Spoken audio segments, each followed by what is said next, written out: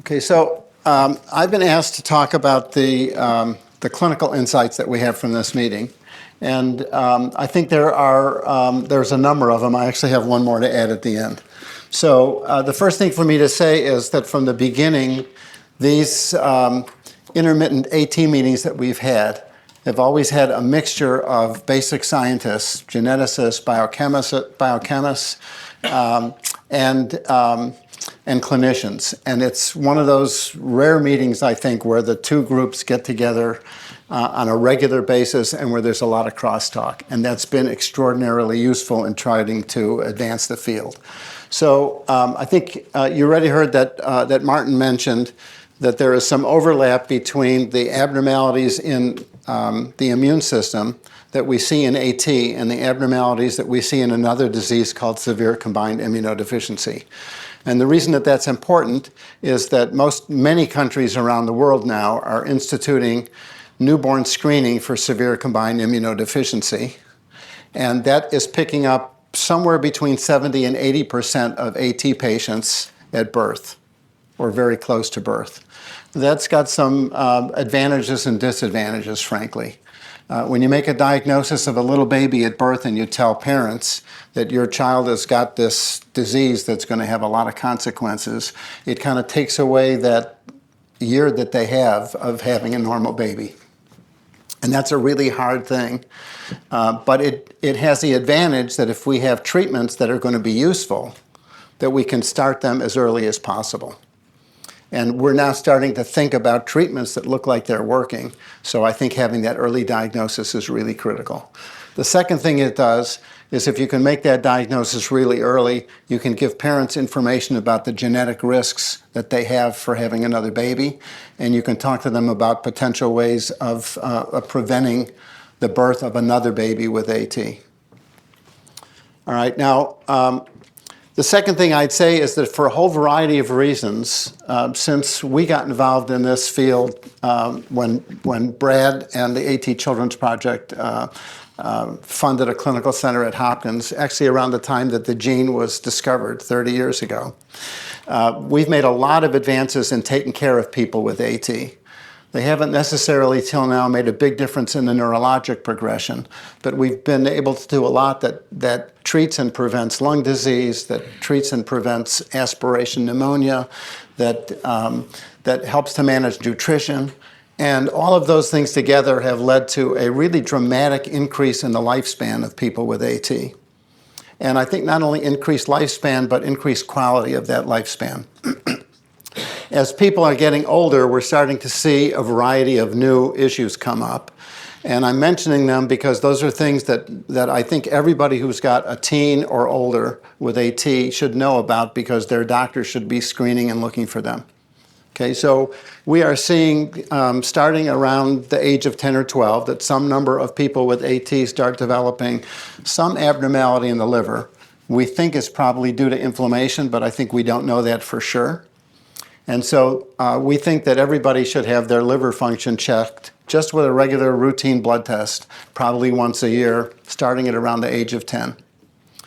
There's an incidence that we've known about for a long time of diabetes, and that's another one of those things that we think probably starting around age 10, people ought to be screened with a simple blood test called hemoglobin A1C. And I'll say that that's a much more reliable measurement than checking somebody's random blood sugar. And the third of these things is that a lot of the kids, as they get older, start having problems with their lipids, triglycerides, and cholesterol. And that's a third thing that ought to be tested, I think, once a year, starting at about the age of 10. And the good news is that all of those things, well, certainly the lipid and the diabetes are treatable. Okay, we're not so sure yet about what's causing the liver disease and what we do about it. But for sure, the lipid problems and the diabetes problems are things that we can treat and are much better off treated if you recognize them early. The other thing we're learning as people are getting older is that there is kind of a different spectrum of cancers in older patients. So in the people under the age of 18 or 20, almost all the cancers that we see are leukemias and lymphomas.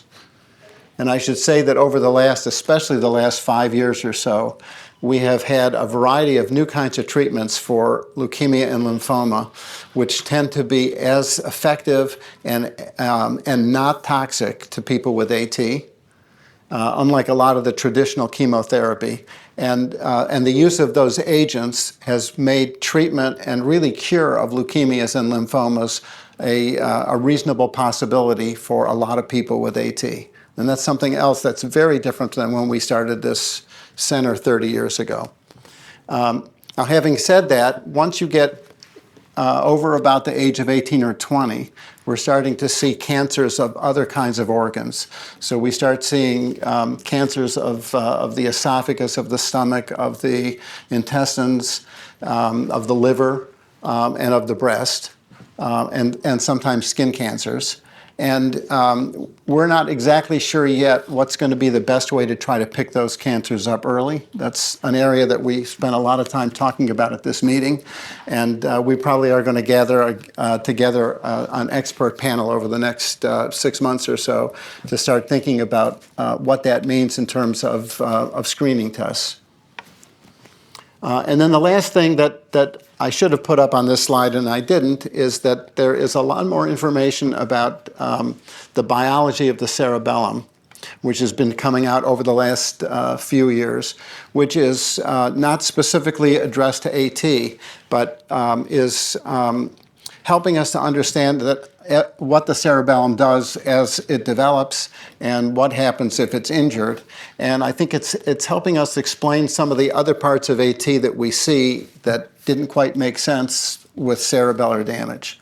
So we know if the Purkinje cells in the cerebellum get damaged, that it explains why kids have trouble walking and then are unable to walk at some point. It explains why they try to reach for something and they have this ataxia, but it didn't really explain why they sometimes have problems with short-term memory.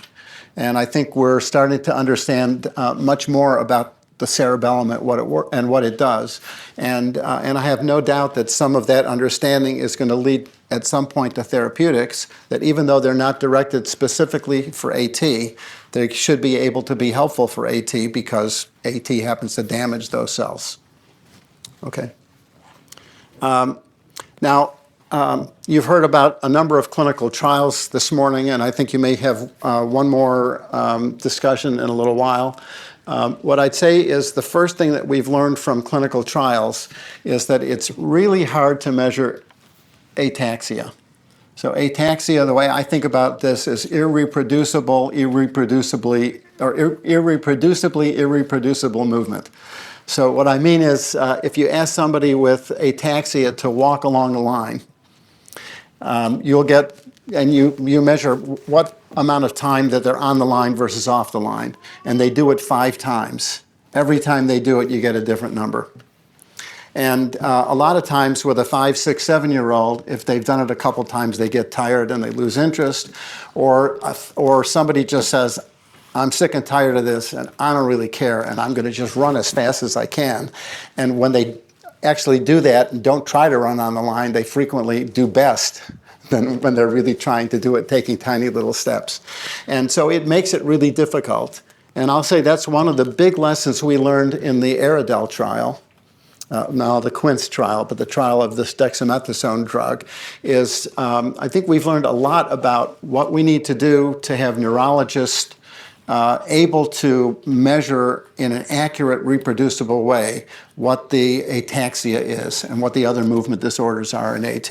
And I don't want to say it's perfect, but I think we've come a long way in making a big trial possible.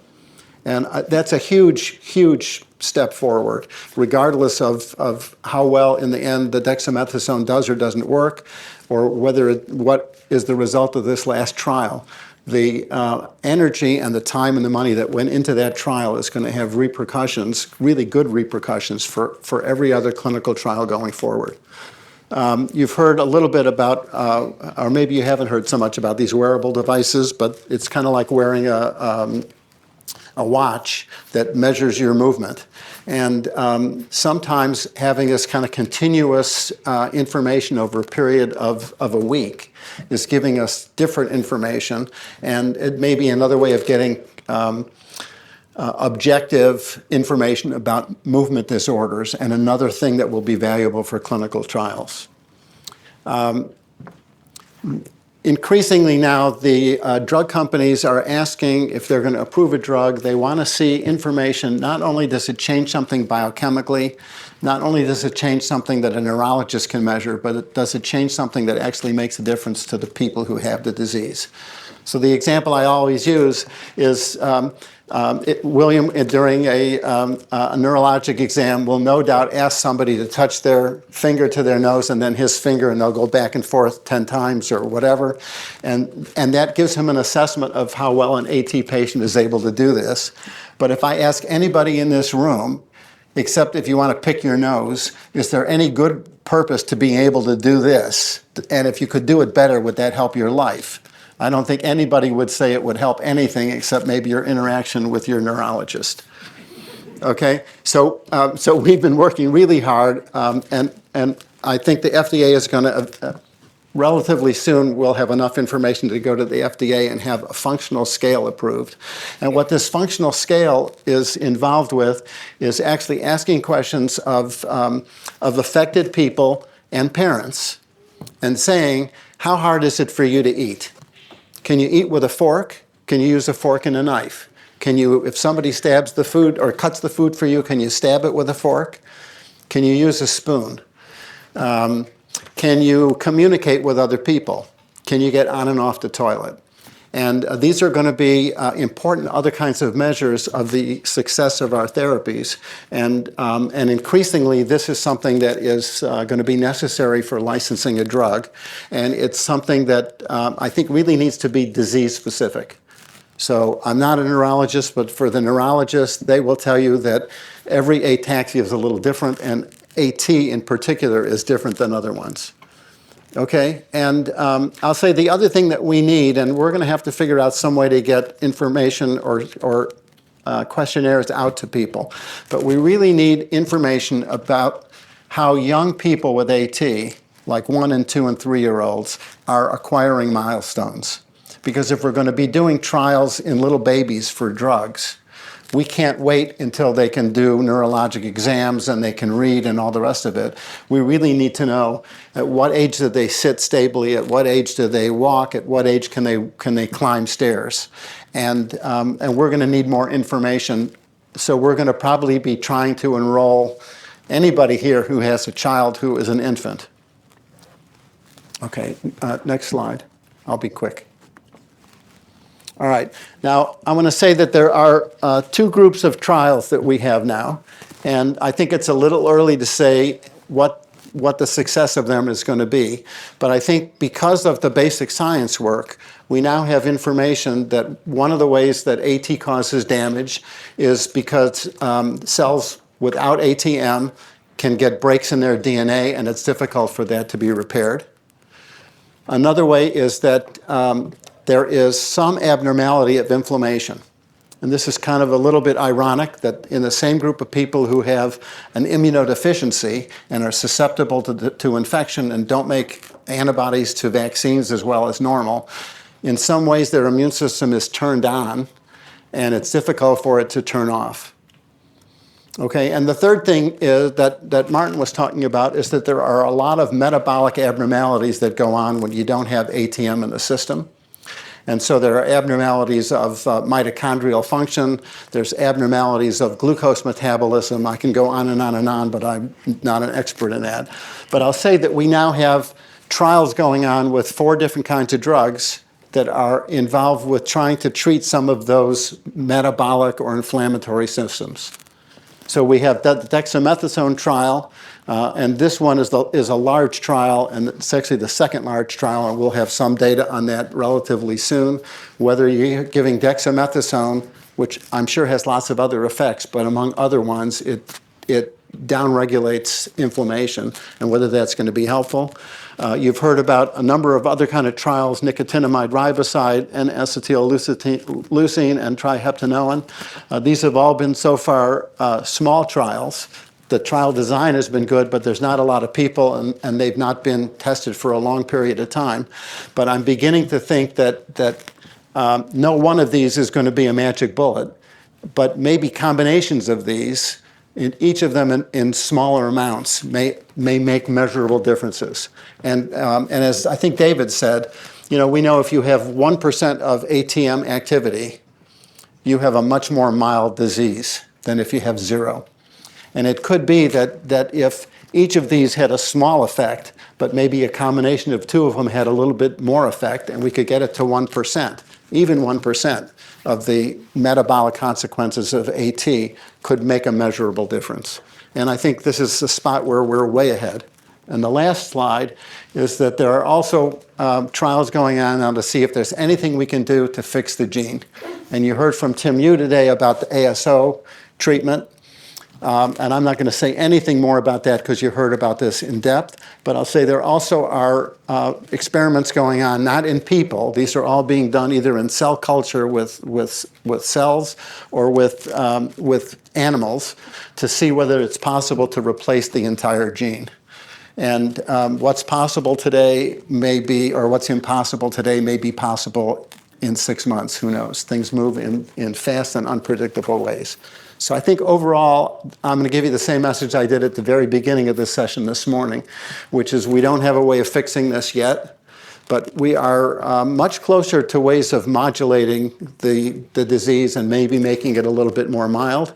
And there's a lot more interest in the whole scientific community because ATM is a really essential protein for the way cells work, and understanding what's broken in AT and how to fix it is likely to have consequences for a lot of other diseases.